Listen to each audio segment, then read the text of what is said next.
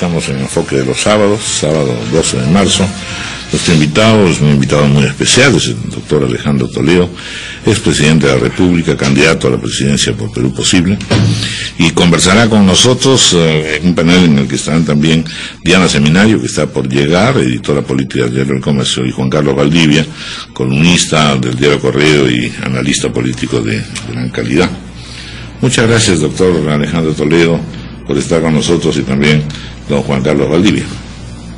Muchísimas gracias por la invitación una vez más, Raúl. Hemos tenido ocasión, tantos años en realidad, de entrevistar, que ya para mí es difícil empezar con qué pregunta, cómo lo agarro al doctor Toledo.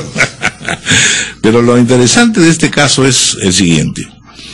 Se ha ido en realidad en este cortísimo periodo electoral afinando un poco el olfato no solo de los candidatos, sino también del público, y también de las instituciones de estudios, de investigaciones, etcétera, más el sentido del humor, etcétera, de modo que, no obstante los ataques y las polémicas que de alguna manera son inevitables o forman parte de la costumbre nacional, yo diría que sí se está viendo con más claridad qué cosas son las que nos faltan hacer, qué necesidad hay de seguir adelante en algunas políticas, pero sobre todo, previsoramente, que quien salga elegido en el futuro va a tener necesidad no de una cooperación, sino de la búsqueda de un consenso que durante 4 años o 5 años el Acuerdo Nacional ha perseguido. No podemos construir país si no tenemos en realidad la convicción de que podemos trabajar juntos, no obstante las diferencias, que también son notorias. ¿Usted participa de esta idea o no? ¿Cuánto de Alejandro Toledo es hoy día concordante, búsqueda de consensos, no obstante que la campaña lo está obligando naturalmente pues, a ironías y luchas y contrastes? Ya está con nosotros Diana, bienvenido también Diana Seminario. Hola, buenos días, doctor Alejandro Toledo. Te agradezco mucho, Raúl. Primero, si tú serías tan generoso, quiero volver a expresar mi profunda solidaridad con el pueblo de Japón, y espero que los peruanos que viven en el Japón estén seguros, con vida, con salud y sin ningún accidente. Segundo, creo que nos da una reflexión para adoptar una política de Estado de prevención en el Perú. El Perú está en una zona sísmica, está en el Pacífico, consecuentemente puede tener los maremotos, los tsunamis, y creo que debemos adoptar políticas preventivas después de ver este desastre en el Japón y lo que hemos visto en Chile. Debe llevarnos a Defensa Civil y otras instituciones a adoptar medidas. De repente tener a Defensa Civil en un asiento en el Consejo de Ministros. Pero eso era para iniciar. De acuerdo. No, Raúl, yo estoy de acuerdo contigo. La verdad es que las probabilidades son remotas de que pueda haber una elección de ganar en primera vuelta. Hay 11 candidatos, a veces 12. Dispersa el voto, entonces las posibilidades son remotas. Eso significa que vamos a tener un Congreso bastante fragmentado, y eso nos obliga a la búsqueda de consensos a la cual tú señalabas, la necesidad de construir consensos para pasar leyes cruciales, como por ejemplo la reforma del sistema judicial, la administración de justicia. Lo considero de vital importancia. O la propuesta nuestra de la revolución de la educación. Necesitamos pasar leyes, y eso significa conversar, la búsqueda de acuerdos políticos en el Congreso para hacer las leyes que nos permitan las reformas que el Perú necesita hacer. Generar puestos de trabajo para los jóvenes significa aperturar la inversión. Sí, pues, con cuidado. Digamos, en los temas que usted está tocando, las diferencias ideológicas prácticamente no existen, hay coincidencias, porque además en el discurso se han venido predicando así. El hecho es que en verdad asistimos a un choque de personalidades, más que en realidad de programas de gobierno. ¿Cuánto de esto también significa que psicológicamente cualquiera de los candidatos, sobre todo los principales, los 5 que están adelante, tengan la capacidad y la generosidad de decir, bueno, en buena lid ganó tal o cual, pero yo no me quedo con rencor, ni ahora le voy a poner la trapisonda y le voy a hacer todo lo posible para que se tropiece? Yo creo que la verdad La verdad, número uno, esta campaña electoral no es ideológica. Muy poca. Es más bien programática. Y segundo, lo que usted dice, diferencias de repente en las características de los personajes. Claro, unos tienen el pelo corto, el otro es medio calvito, etcétera, etcétera. Hay uno con barbita, otro sin bigote, bueno. Uno corre, el otro no puede, entonces... Creo que es más ideológico. Perdón, presidente, hay una incidencia, hay más democráticos y menos democráticos en esta... Yo creo que todos son democráticos, algunos con algunos rasgos un poquito más autoritarios, pero yo diría que todos son democráticos.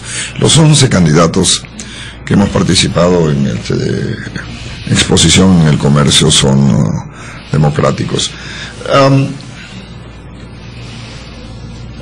Lo que hay que consolidar, Raúl, es... Nadie va a estar en desacuerdo con consolidar el crecimiento económico que el Perú viene experimentando los últimos 10 años. Nadie. Porque nadie quiere redistribuir pobreza y queremos generar puestos de trabajo productivo. Lo que sí comienza a haber diferencias en la necesidad de transformar la producción dándole mayor valor agregado a la producción. Dejar de ser un país exportador de materias primas, darle valor agregado. Y segundo, creo que hay mucha coincidencia en ponerle énfasis al tema social. Yo le pongo muchísimo énfasis al tema de educación, de la salud, agua potable, desagüe, carreteras rurales, acceso a internet gratuito. El otro tema es el tema de las reformas institucionales. Yo le pongo mucho énfasis al tema de la reforma de la policía y del sistema de administración de justicia. ¿Cómo le fue a propósito de la conversación con el presidente del Poder Judicial, con el doctor San Martín? Muy buena, muy buena. Yo lo encuentro un hombre muy sólido, muy equilibrado, dispuesto a que esta reforma de la administración de justicia no se haga solo con jueces y abogados. Estoy proponiendo llevar esta reforma al acuerdo nacional, para que tenga la legitimidad y sea una reforma de Estado, que tenga el respaldo y la legitimidad en el acuerdo nacional, a donde están los sectores laborales, empresariales, las iglesias, los partidos políticos. Creo que fue un encuentro muy productivo. Y después he estado hace 2 días otra vez en un fórum que organizó algunos jueces y abogados. Yo encuentro que hay más coincidencias. El tema es el cómo. ¿El cómo y con cuánto? ¿Y con cuánto? Y eso lo vamos a ir viendo poco a poco. Diana, bienvenida. Buenos días, Adelante Raúl. con tu artillería. Buenos días, doctor Toledo. Bueno, dada la coyuntura, usted se ha referido se ha solidarizado con el pueblo del Japón. Sin embargo, ha quedado demostrado que somos un país que no está preparado para un desastre y que no nos vamos a reconstruir y que no somos capaces de reconstruirnos. En su plan de gobierno, parece que usted no ha incluido algún plan de antidesastres, o sí, y si lo tiene, ¿nos lo puede decir, por favor? Ayer lo estábamos revisando y no... A ver, cuéntenos. Comenzaba con la reflexión inicial de la necesidad de cómo nación, como Estado, como país, necesitamos adoptar medidas absolutamente preventivas en detalle. Este terremoto del Japón, el que se experimentó en Chile, el que hemos experimentado nosotros en el 2007. Pisco todavía nos hace recordar, acabo de estar ahí, nos hace recordar no únicamente la carencia de prevención, pero también la inacción para reconstruir Pisco. Creo que necesitamos tener medidas de prevención muy importantes. ¿Qué medidas? ¿Qué haría usted? ¿Cómo, si sería tan amable en aterrizar alguna medida concreta que usted, de ser presidente, aplicaría en ese campo? Yo creo que Defensa Civil debe tener medidas concretas para alertar a la población de un posible tsunami. Y es decir, ¿qué tiene que hacer la población frente a un terremoto o a un tsunami? ¿Qué medidas concretas debe ir? ¿Hacia dónde debe ir? ¿Qué debe buscar? ¿Debe tener agua? ¿Debe tener velas? ¿Debe tener lámparas? ¿Qué hace al salir de su casa? Segundo, creo que debemos tener un mecanismo de atender urgentemente cuando se produce el accidente. Yo creo que hay tecnologías ahora que nos permiten monitorear más de cerca los posibles terremotos y los posibles tsunamis. Entonces, buscar los equipos... Bueno, pero un terremoto no se puede predecir, ¿ah? No, un tsunami se puede prever, pero un terremoto... Bueno, el día de ayer... Un minuto. El día de ayer ese terremoto de 8.9%. Sí. Antes de ellos hubieron 6 de 5, 5.5, y eso sí fue registrado. Científicamente, yo no soy un científico. Sí. Fue registrado y consecuentemente podemos tener las medidas de prevención. Vamos a hacer una pausa, son las 9:15 y 9:18, continuamos con Enfoque los sábados. Estamos conversando con el doctor Alejandro Toledo, candidato a la presidencia de la República por el Partido Perú Posible. Juan Carlos Valdivia, bienvenido. Gracias, Raúl. Presidente, quiero plantearle 3 casos. El Estado no ha funcionado y que podríamos comenzar, por ejemplo, el primer caso, que es el caso de Pisco, ¿no? El terremoto de Pisco, para seguir hablando sobre el tema de desastres, ha mostrado la incapacidad del Estado para resolver problemas urgentes de gente ante un desastre. Un segundo caso que se ha puesto en la noticia esta semana es el de las editoriales que transan con malos profesores para obligar a padres de familia a comprar, y la decisión del Estado es hacerlo firmar un pacto ético. O sea, no hay sanción, no se ve corrección del tema, ¿no? Y un tercer caso es el de las medicinas oncológicas.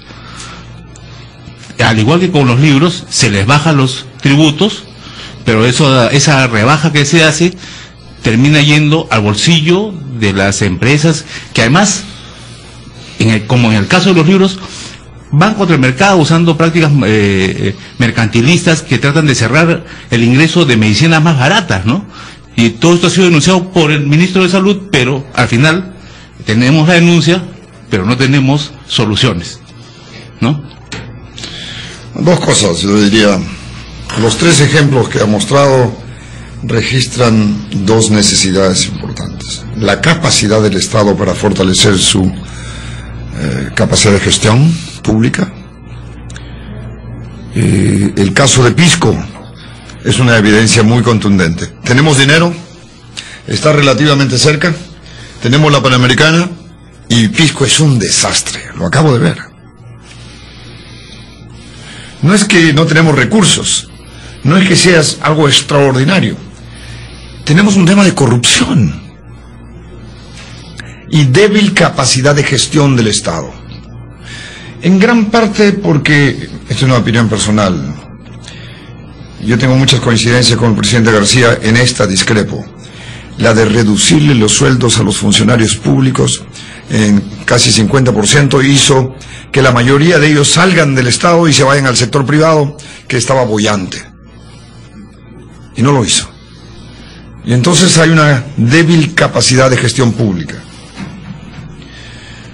La otra es la voluntad política.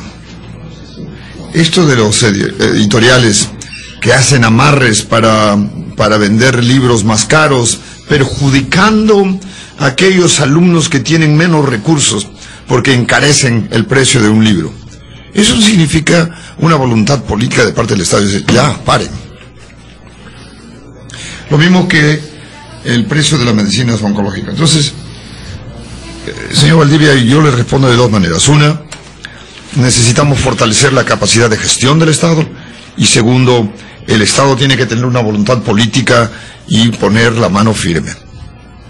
Por ejemplo, si bien es cierto en una economía de mercado, el Estado no puede controlar los precios, no lo debe hacer. Hemos vivido la experiencia del 86-87.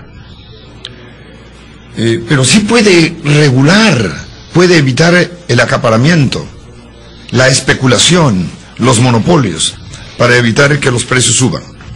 La estabilidad de precios es vital, no controlado por el Estado, pero sí meterle la mano fuerte al tema de las especulaciones, el acaparamiento, los monopolios, el azúcar. el arroz, son productos que producimos nosotros. Mira lo que está pasando en las azucareras. Solo digo, capacidad de gestión del Estado y voluntad política del gobierno. Pero en su gobierno, en un hipotético gobierno suyo, ¿qué hubiera hecho o qué va a hacer con Pisco? ¿Qué va a hacer con el tema de los libros? ¿Qué va a hacer con el tema de las medicinas? El tema de las medicinas se le rebajó el arancel en el gobierno de Paniagua. O sea, durante su gobierno también los laboratorios se aprovecharon de la situación. Le digo, si nosotros somos gobierno, créame usted, que no más de un año reconstruimos enteramente Pisco. Es una decisión. Reconstruimos enteramente Pisco. En términos de los precios que usted ha mencionado, yo no creo que el Perú deba dejar en manos de un monopolio la producción de azúcar, porque el monopolio hace que los precios suban. Entonces, hay que resolver el tema de Pucallpa, de Tumán, Pomalca, las azucareras. Eso no lo puede dejar ahí. Si usted me pide, ¿qué haría? Yo resolvería ese problema, porque hay un dilema entre un grupo que está utilizando las acciones del Estado y otro grupo que quiere tener el 100% de monopolio de la producción de azúcar. El gobierno ya ha dado una solución, le ha entregado las acciones a los trabajadores. En realidad, no hay que sacrificar a los trabajadores. Creo que tampoco puede haber un grupo que desangra a las empresas como lo está haciendo ahora.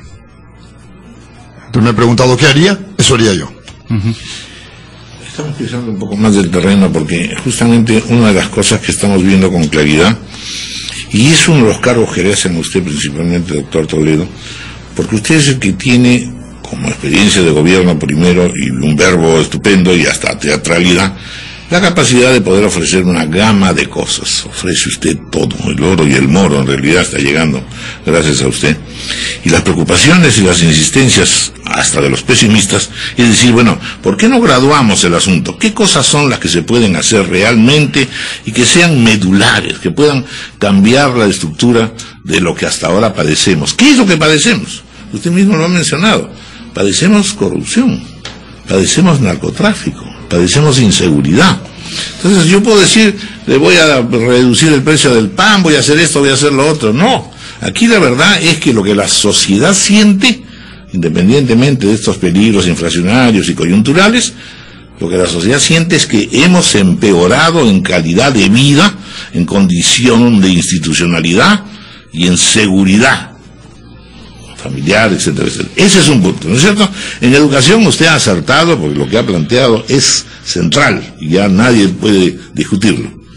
Pero hay ciertas cosas de orden, de adecuación, que necesitan liderazgo, rapidez de reacción. Si no se hace esto en los primeros 100 días, la verdad es que va a ser muy difícil luego poderlo modificar. No sé si me dejo entender, pero el hecho es que se necesitan 3 o 4 pasos centrales, diciendo, aquí estamos en una situación de auténtico cambio. ¿Es así o no?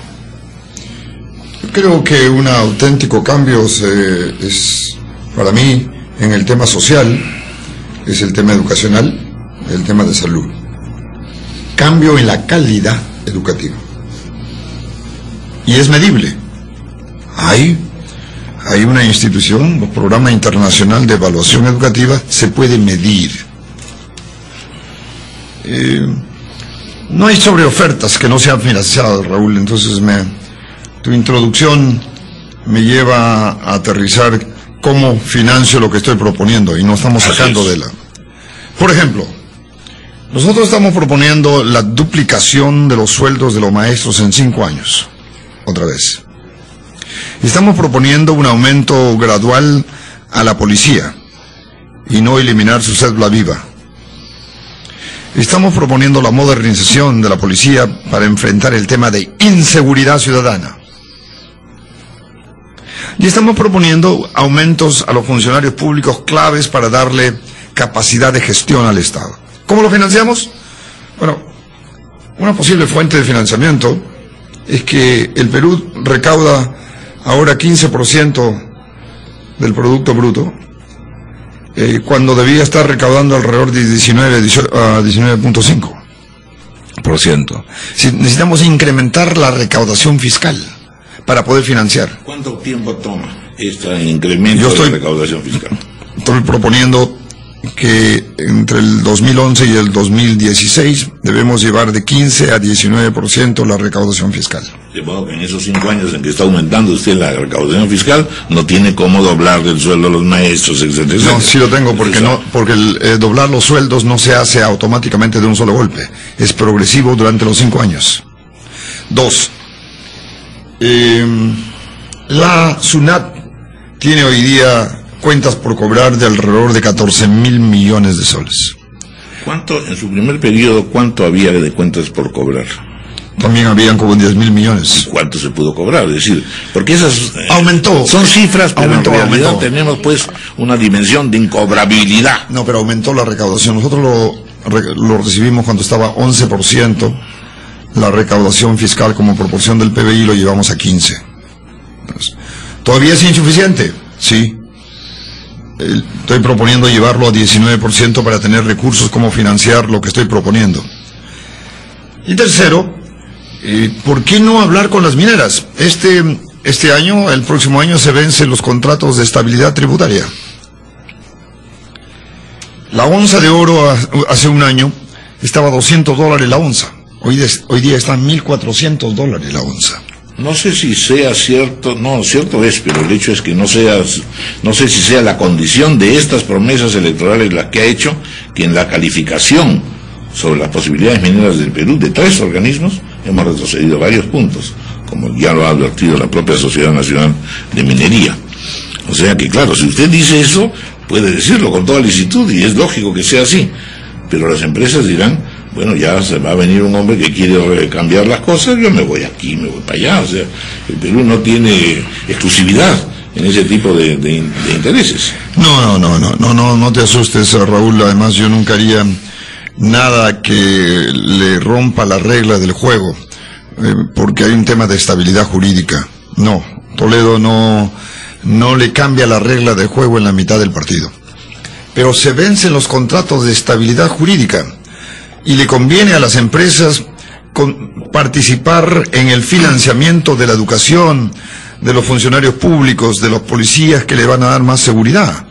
Entonces estoy pensando que podíamos conversar sobre un impuesto sobre las ganancias.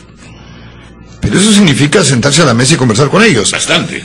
Pero no rompiendo la regla del juego, sino que al vencerse sus contratos de estabilidad jurídica, señores, vamos a compartir este financiamiento. Esta reforma de la Administración de Justicia que se llevaría adelante en el Acuerdo Nacional también va a requerir ser financiado. Y yo sé que los mineros necesitan estabilidad jurídica. Ellos piden eso. Entonces, desgraciadamente damos una pausa, pero inmediatamente entran ustedes. Continuamos, 9:34 de la mañana. Ya, tú ibas a hacer una tingencia rápidamente, mi estimado amigo. A ver. 2 cosas para seguir, porque usted, claro, plantea, digamos, financiar esto con los incobrables que nunca se han podido cobrar de la SUNAT, ¿no? O plantearle más recursos a la minería, plantearle mayores recursos que otorguen la minería, pero sospecho que también hay pues otros problemas, ¿no?, que hay que resolver. Por ejemplo, en el lado de la energía, el precio de la gasolina está embalsado, se le debe a las empresas como un 30% de lo que es el fondo de financiamiento, y este embalse de la gasolina es obvio que se está haciendo para mantener los precios estables durante la época electoral, ¿no? Más o menos lo que usted ofrece lo está haciendo García, ¿no? Usted ofrece precios estables y García lo está tratando de lograr en base a embalsar la gasolina. Pero, hablando de las mineras, tienen un problema de un déficit energético en el país que es ya preocupante, ¿no? Hay fines de semana en que las empresas de energía le dicen, por favor, paren de trabajar a las mineras porque no tenemos energía para darles a todos. Entonces hay ampliaciones de fábricas en Arequipa, en el Cusco, que no pueden financiarse, no pueden funcionar porque no hay electricidad, ¿no? Entonces hay cómo conseguir más recursos, pero también hay que seguir invirtiendo, ¿no? Sí. Quiero plantear algo a la luz de su pregunta. Cuidado que el Perú corre el riesgo de colapsar por éxito. El éxito de crecer a 8 o 9% en el tema económico puede llevarte a exigir nuevos servicios. Un crecimiento de 9% requiere un incremento en la demanda de energía, luz. Un incremento de 9% en la economía va a requerir más agua. La gente tiene más dinero, requiere más agua.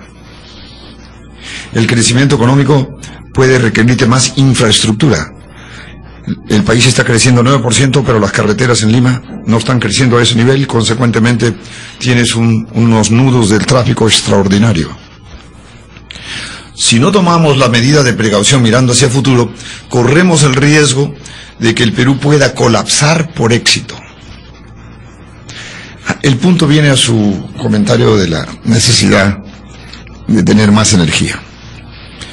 Hoy se puede generar electricidad con precios más baratos a través del gas. En efecto, hay plantas eléctricas que generan su electricidad con el gas y a 50% menos del costo de energía para producir electricidad. La estabilidad de precios, yo lo tengo claro y quiero ser muy honesto con el público a través de Radio Programa. Un gobierno de Toledo nunca mantendrá la estabilidad de precios controlando precios. Hay factores externos que empujan el aumento de los precios, pero hay factores internos que sí podemos manejar.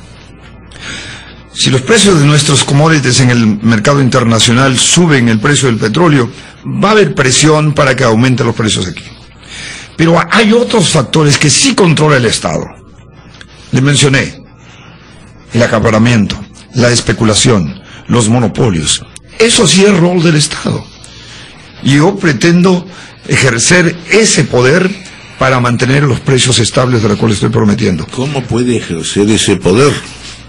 ¿Cómo se puede regular en una economía de mercado?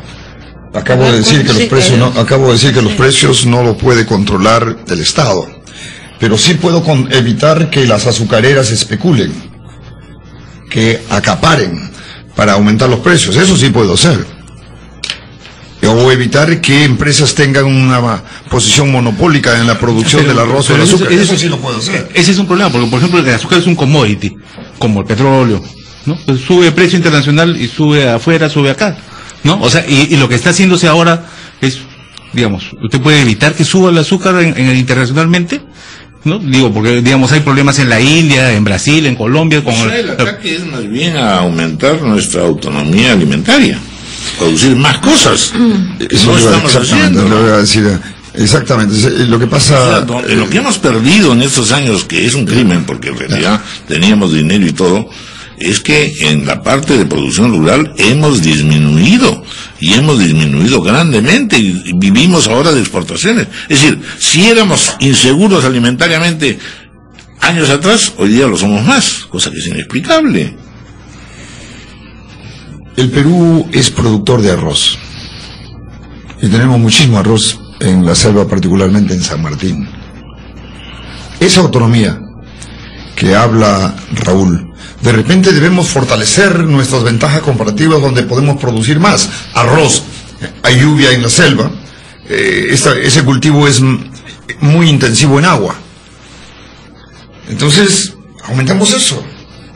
Tendremos menos dependencia de importar arroz de Tailandia. A eso me refiero yo.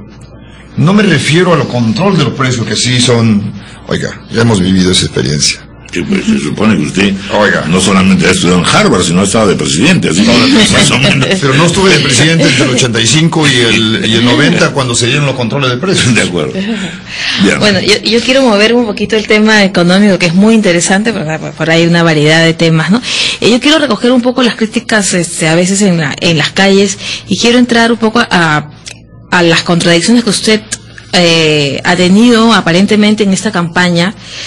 Por ejemplo, fue todo un boom en unas declaraciones ante la prensa extranjera cuando dijo que no había que traer a un niño forzado, es decir, se pronunciaba a favor del aborto, pero al día siguiente salió a retroceder un poco, a a mitigar la declaración, y entonces pareciera que a veces dice, si usted está a favor de algo, está siempre a favor, y si está en contra, está siempre en contra y se mantiene. O de lo contrario, usted dice que no va a responder ataques, que a cada ataque una propuesta. Sin embargo, el señor Nava sale con la denuncia de los whiskies y usted dice, no le voy a responder, pero algunos dicen que está pisando el palito. Entonces, esas contradicciones políticas de declaraciones, lo más grueso fue el tema del aborto y el tema de cuando usted dijo la legalización de las drogas, ¿no?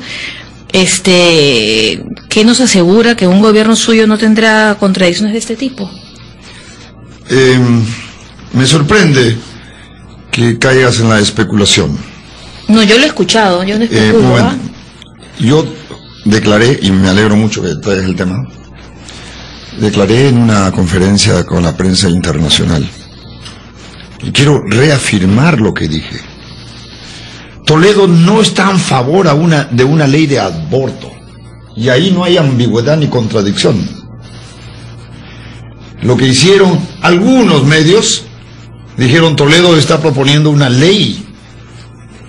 No, o sea, pero yo estoy a favor del aborto. No, lo que he dicho es que yo estoy a favor de esa ley de aborto terapéutico. Eso dije, pero yo no estoy, y quiero dejar claro en Radio Programa, yo no estoy a favor del aborto. Sin embargo, sí está a favor de una mujer que sufre una violación pueda tener la posibilidad de abortar. Yo le pregunto, ¿está el derecho de la mujer que ha sido violada y dónde está el derecho de aquel niño concebido? ¿Qué pasa con el aborto terapéutico que sí está en la ley? No está el protocolo todavía habilitado. Bueno, pero eso trata de ver la vida, no son las dos vidas, ¿no? Claro, yo le preguntaba por eso, porque usted se pronunció concretamente por la mujer violada y dijo no hay que traer a niños forzados. Por eso le preguntaba nada más. No me ponga palabras. No, es que yo lo tengo. Es que yo soy el que dije. Bueno, pero mire, yo dije, yo no estoy a favor de ninguna ley que promueva el aborto.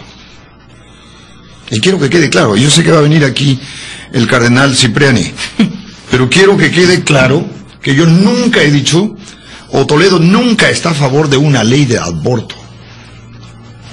Segundo, Toledo nunca ha estado, está o estará en favor de la legalización de las drogas.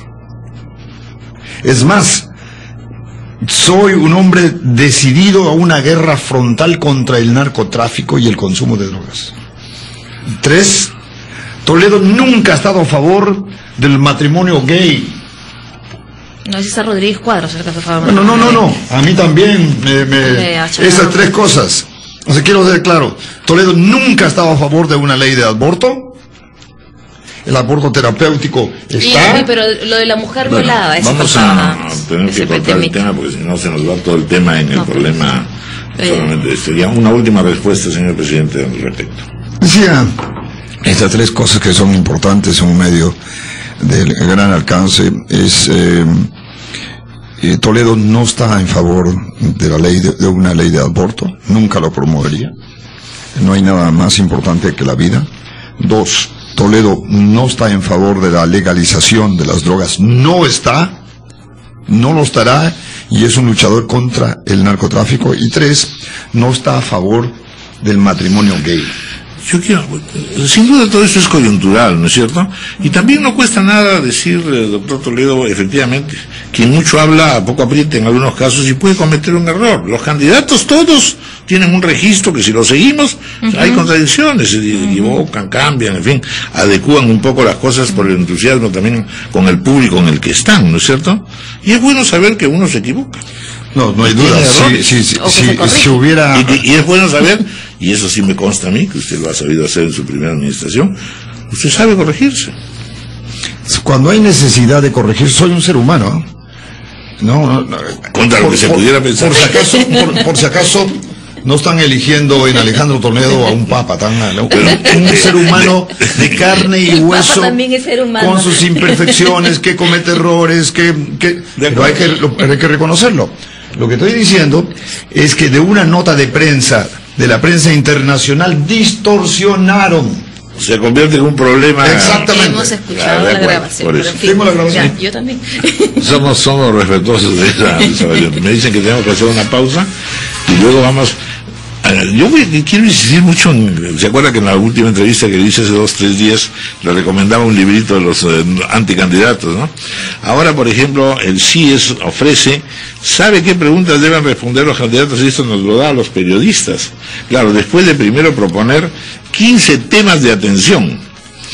Hay una especie de contradicción entre la proliferación de ideas que demuestra enorme cantidad de necesidades que el país tiene insatisfechas y la capacidad que se pueda tener de sintetizar en 3 o 4 grandes líneas de acción, porque lo otro pues son como le dicen, a ver, pavimente usted con piedritas de aquí hasta Tumbes. No puedo hacer una carretera, pero no puedo hacer un empedrado finísimo, porque cada tema es así. Entonces, hay algunos aspectos que todavía dentro de su exposición, y pasa con todos los candidatos, y eso lo reflejan las encuestas, en el sentido de que la ciudadanía está un poquito, digamos, decepcionada, diciendo, hablan mucho, generalidades, prometen muchas cosas, pero no bajan a tierra, y ese bajar a tierra es el que de alguna manera creo que está ocurriendo en este debate, en esta conversación, que es de gran utilidad. Vamos a hacer una pausa y hablaremos una vez más de los temas de corrupción y seguridad ciudadana, que son sustantivos y no solo generalidades.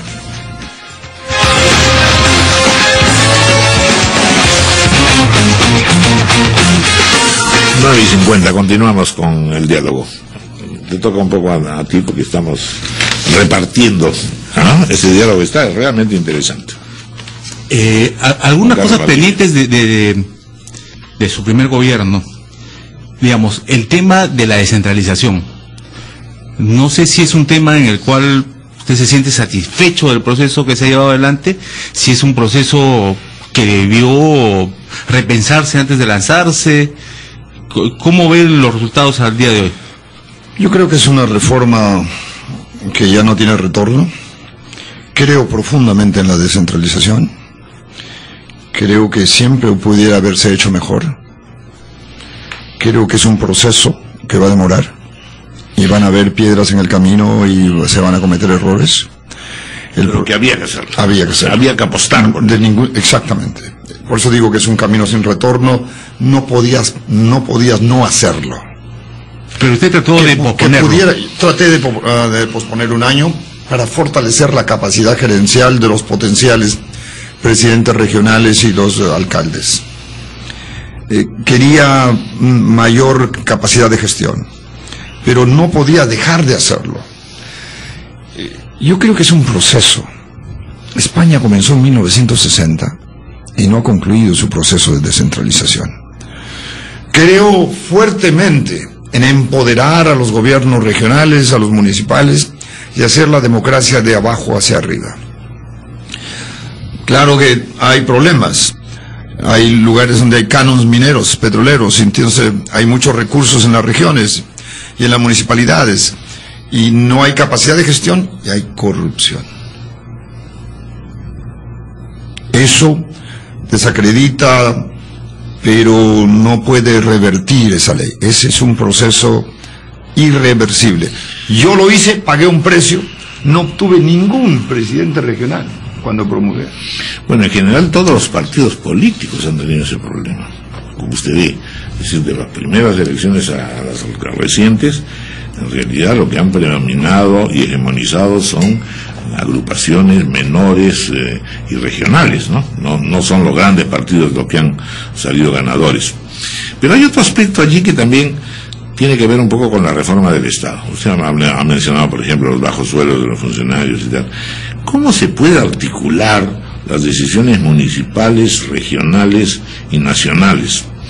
Este fenómeno, en realidad, España lo está viviendo de una manera impresionante, pero claro, ya en otra dimensión, ¿no es cierto? La historia de las autonomías, sí. Ya quieren ser países, es decir, Cataluña quiere tener representación diplomática y ser autónoma. Bueno, todavía no hemos llegado a eso, pero llegaremos en algún momento.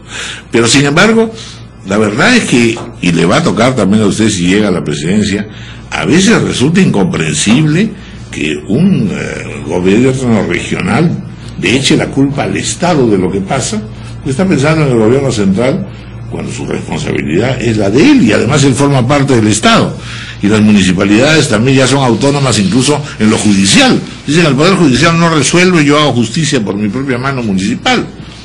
¿Cómo lograr una mejor articulación, una mejor sistematización? Algo que sea productivo y que nos dé la sensación de que avanzamos, no que distribuimos los problemas para pelearnos más. Hay unas experiencias de la descentralización en otras partes del mundo de la cual necesitamos mirar. Por ejemplo, en Argentina, a las llamadas provincias, que son el equivalente a las regiones, se le dio autonomía para poder endeudarse fiscalmente. Y fue un desastre. Llevó casi al colapso de la economía argentina. Los ejemplos que ha señalado en España. Oiga, queremos descentralizar, empoderar a los presidentes regionales, a los alcaldes, pero no queremos descuartizar el país. Tiene que haber una unidad. Y cada uno necesita asumir su responsabilidad. Hoy día están pidiendo descentralización fiscal los presidentes regionales. Ellos quieren tener autonomía para poner impuestos. Y el otro es, yo creo que es importante, Raúl, construir puentes de diálogo entre el gobierno central, el gobierno regional y los gobiernos municipales. Nosotros creamos el Consejo Nacional de Descentralización, que nos ayudó mucho a escucharnos las quejas. Funcionaba en la oficina de los primeros ministros, que nos ayudaba a escuchar cuál es el descontento, cuáles eran las inquietudes de los gobiernos regionales, municipales. Eso permitió mucho escuchar. Si hubiéramos tenido el Consejo Nacional de Descentralización e INDEPA, no hubiéramos tenido el baguazo, en mi opinión. Porque se iba embalsando un enojo colectivo en esa parte del país y no escuchábamos. Seguíamos fuertemente con esos decretos legislativos y no se escuchó y explosionó la tensión, porque no habían estos puentes de comunicación. El Consejo Nacional de Descentralización era un puente de comunicación donde venían los presidentes regionales, los alcaldes, y decían sus descontentos, sus protestas. Sabíamos de antemano cuándo iban a protestar y por qué. La construcción de puentes de diálogo, de consenso, ahí el Acuerdo Nacional funcionó otra vez. Una última cuestión, señor presidente, para que después puedan intervenir nuestros amigos. Usted ha dicho que el Perú puede colapsar por el éxito. La candidatura de Alejandro Toledo puede colapsar por el éxito. Están acusando de soberbio. No. Está usted muy sobrado. ¿Cómo se maneja una campaña electoral en estos tiempitos cortísimos que tenemos, en realidad? Y que es una batalla dura, son 11 candidatos. Y disparan unos contra otros. Sí, pero muchos defectos tengo. Pero soberbia no. Todo puedes decir, yo estoy dispuesto a admitir. Cada uno es parte de sus fortalezas y sus flaquezas. Pero soberbia, Raúl, no. Soy chiquito, flaquito, feo. La campaña, no sé. Nadie puede predecir. En política no hay una proyección lineal. No sé qué va a pasar. Por ahora estamos adelante. Estamos trabajando intensamente para mantener y crecer.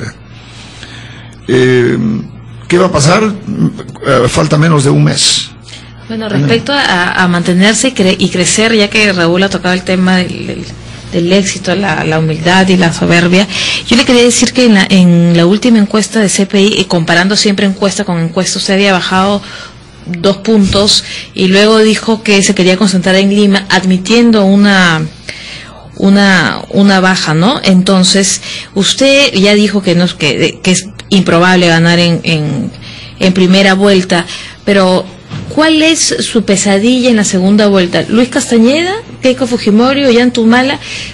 De hecho, usted estaría más cómodo con Ollantumala, con Keiko, así lo ha dicho, más no con Castañeda en la segunda vuelta.